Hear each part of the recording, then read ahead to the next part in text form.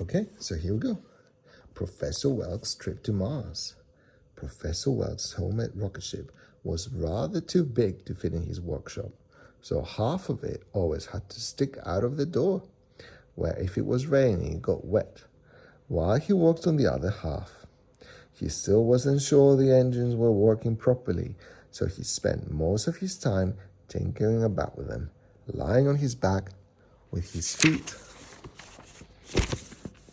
poking out either side of the rocket and oil dripping down his sleeves. He didn't know it, but he was also lying in an oily puddle, so his bottom was very mucky as well. He knew about it too soon enough when he went indoors and sat down.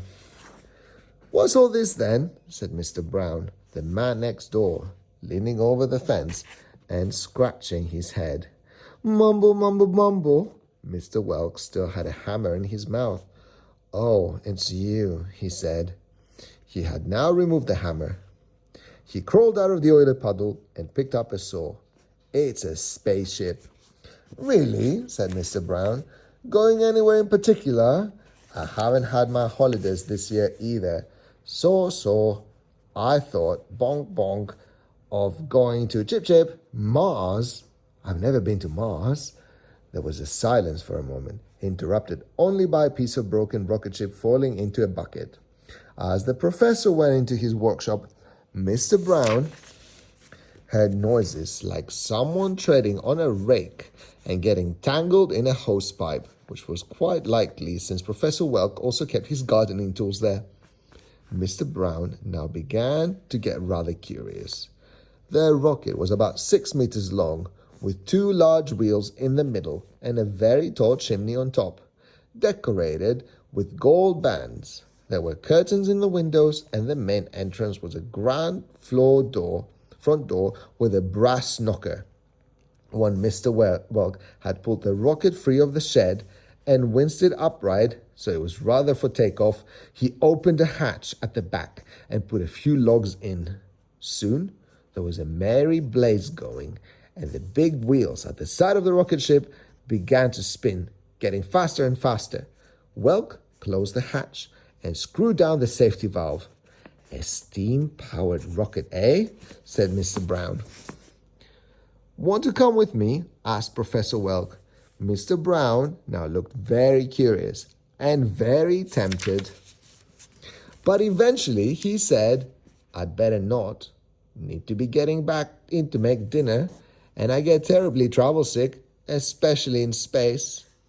"Oh well, I'll send you a postcard," said Professor Welk, and he opened the heavy front door of the rocket ship with much puffing and wheezing. As he began to clamber into the rocket, it rose very slowly from the ground, its wheels whizzing and whirring. "What about your air?" shouted Mr. Brown. "You won't be able to breathe in space without any air," he bellowed as the rocket began to rise above the apple tree. "My hair?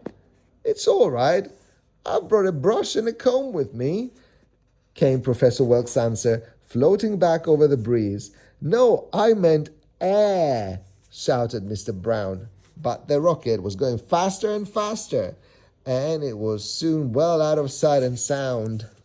By the time Professor Welk had gone around to brew himself a cup of tea, settling into the armchair and turning on his TV, the world was beginning to look quite circular.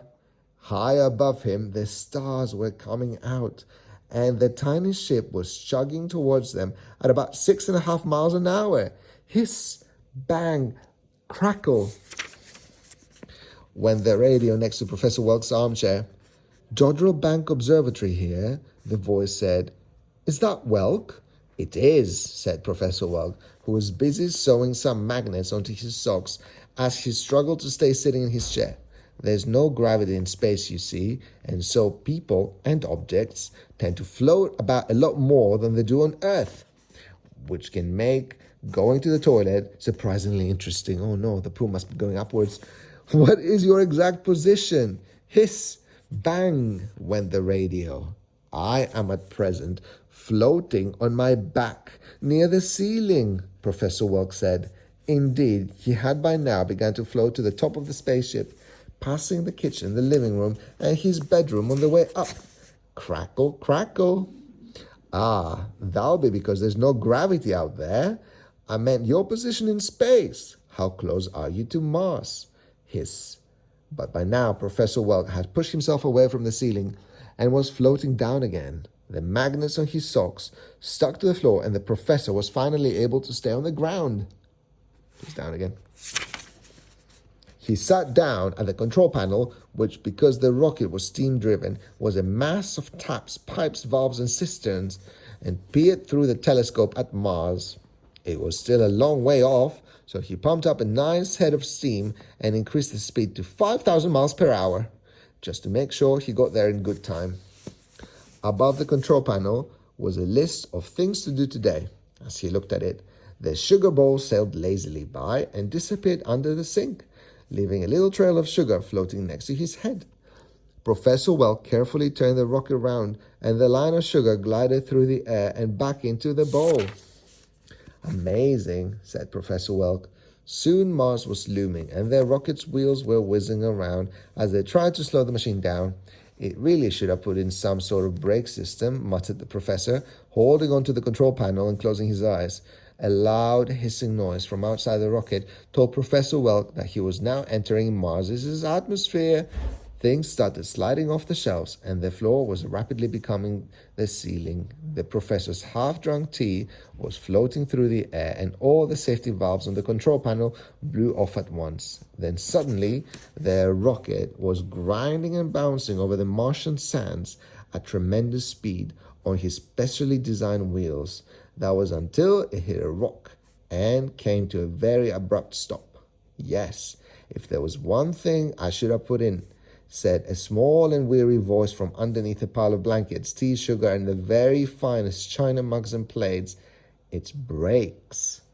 Professor Welk carefully maneuvered himself out of the rocket, which had left a big, long groove across the Martian desert. The sand was rust-colored and stretched away in all directions, as far as the eye could see, with a few unusual rocks here and there.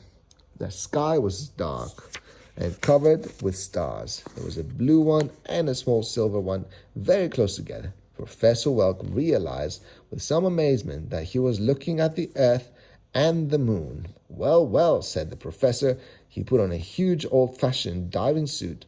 This was so he could breathe on Mars, of course, and momentarily adjusted his breathing tube before setting off. There was a large green patch on the horizon which he wanted to investigate. Professor Welk's mode of transport was a bicycle, and as he cycled off towards the green patch, the tires left a little track in the sand.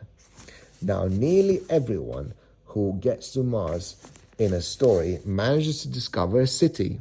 We know better now, of course, but this story was written at a time when the first rockets were going up into space, and some people still thought the moon was made of very tasty cheese.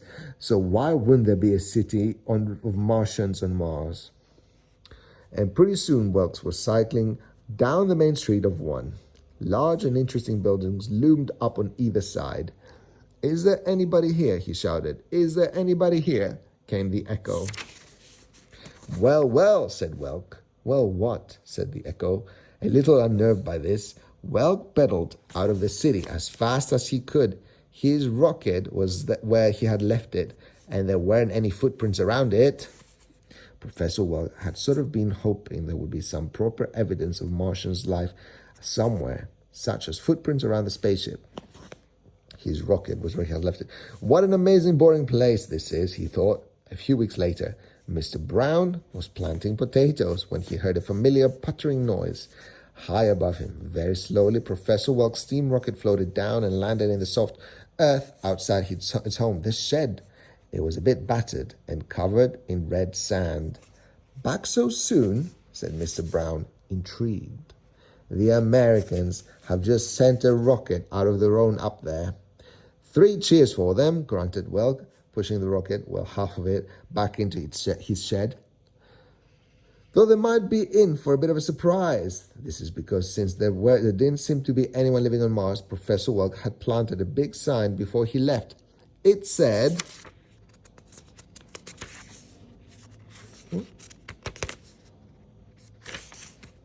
I claim this planet in the name of Professor Welk. Then he added, Welk's planet. Then he added again, trespassers will be prosecuted. And to make triple sure, he wrote a final, keep off. And then he'd written, best wishes, Professor Welk. Because whichever planet you're trying to claim is yours, and yours alone, it always pays to be polite. That's the end of chapter 1. I hope you guys liked it. Bye.